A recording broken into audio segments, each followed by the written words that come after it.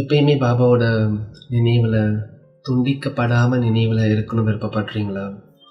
அடிக்கடிக்கு நினைவு துண்டிப்பு ஆகுது, அந்த கனெக்ஷன் ஸ்ட்ராங்காக இருக்கணும் ஆசைப்படுறீங்களா? அப்போ இந்த வீடியோ உங்களுக்காக. ஓம் சாந்தி.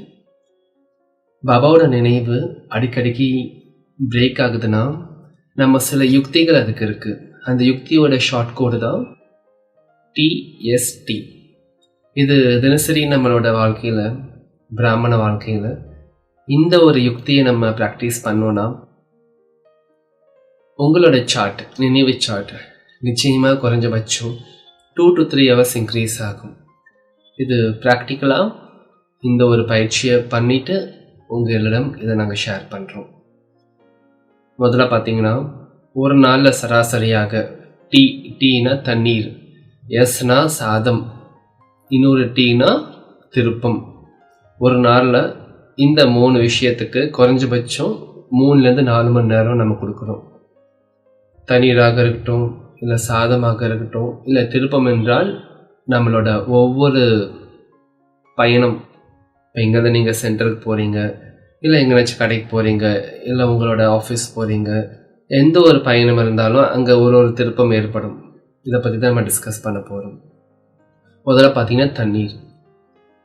அந்த தண்ணியை குடிக்கும் போது திருஷ்டி கொடுத்து குடிக்கிறோம். ஓகே, நல்ல விஷயந்தான். தண்ணீரை சேர்ந்து டீயும் வருது, காஃபியும் வருது, பாலும் வருது. இது எல்லாமே ஒரு சிப்பு நீங்கள் குடிக்கும்போது ஒரு ஸ்வரூபத்தை ப்ராக்டிஸ் பண்ணணும். ரொம்ப இந்த பிராமண வாழ்க்கை ரொம்ப மனோரஞ்சனமாக இருக்கும். நீங்கள் ட்ரை பண்ணி பாருங்கள். ஒரு சிப் தண்ணியாக இருக்கட்டும், டீயாக இருக்கட்டும், இல்லை காஃபியாக இருக்கட்டும், நீங்கள் குடிக்கிறச்ச ஒரு சிப்பில் ஒரு ஸ்வரூபம். 5 ஸ்வரூபங்கள் இருக்குது. நம்மளோட அநாதி ஸ்வரூபம், ஆதி ஸ்வரூபம், பூஜ்ய ஸ்வரூபம், பிராமண ஸ்வரூபம், ஃபரிஸ்தா ஸ்வரூபம்.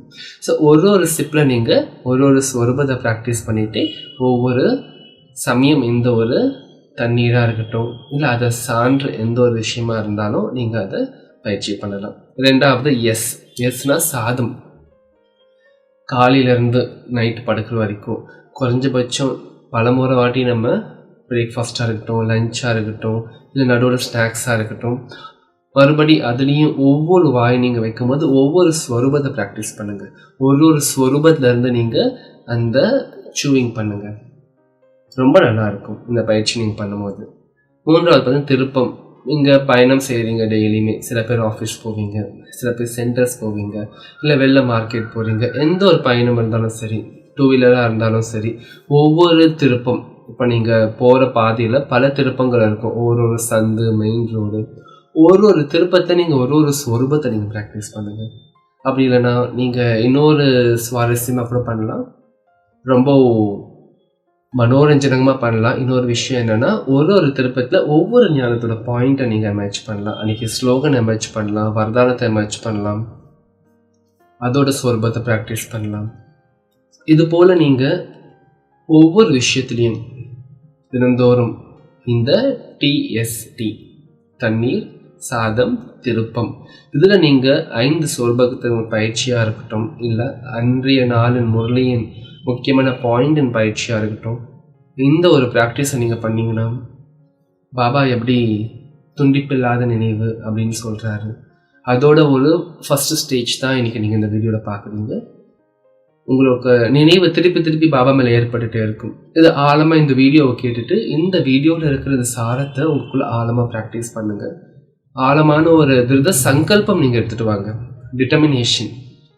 அப்போ நிச்சயமாக உங்களுக்கு இந்த ஒரு பயிற்சி ஆத்மா உங்கள் சமஸ்காரத்தில் பதிவாகும். ஒவ்வொரு முறை நீங்கள் தண்ணியோ சாதமோ திருப்பமோ ஏற்படும் போது உங்களுக்கு ஆட்டோமேட்டிக்காக இல்லை நேச்சுரலாக மிக இயற்கையாக உங்களுக்கு 5 ஸ்வரூபத்தின் பயிற்சி, அது கூடவே பாபாவின் நினைவு, இந்த ஆன்மீக வாழ்க்கையின் ஆனந்தத்தை அனுபவம் பண்ணுவீங்க.